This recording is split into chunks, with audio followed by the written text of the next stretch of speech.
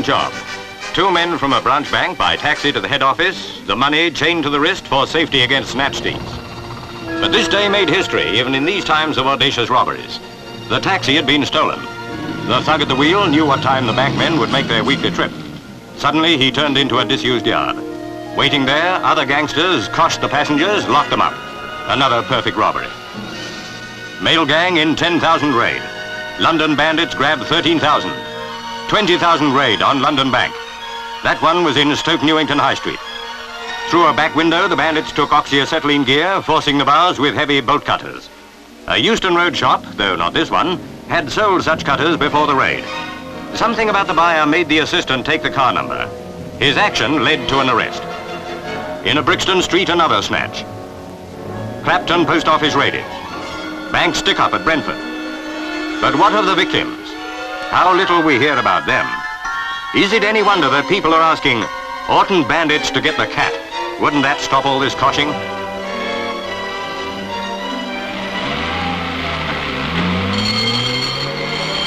No bandits ever raid peaceful Whitehall, where the Home Secretary says the cat would put the clock back 100 years.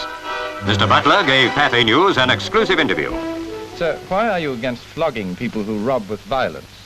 Well, originally flogging was done away with in 1861. That's about 100 years ago.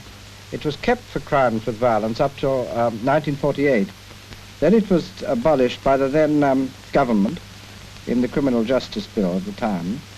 And since then, the crimes for violence have actually gone down. And now they stand at less than they were in 1948. Do you intend to increase the police force? We are getting more recruits, and of course I should like to see more still. But I think it's even more important to make best use of the forces we have. Now, some people say that there are too many on traffic duties. But in fact, we have analyzed that, and I don't think there are.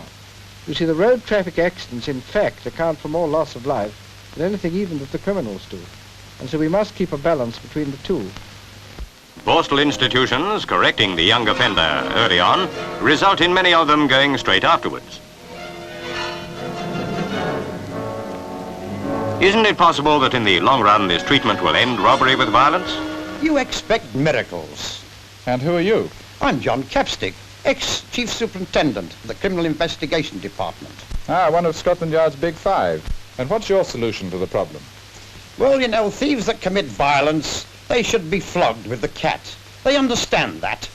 I have known in all my years of experience these thieves that have had the cat, and my word, they never come back for a second lot.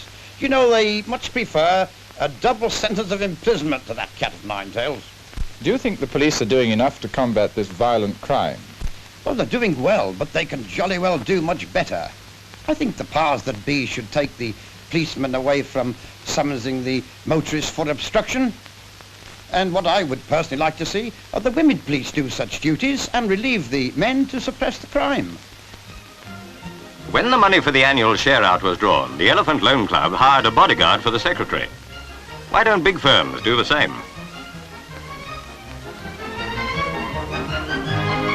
The money had reached headquarters.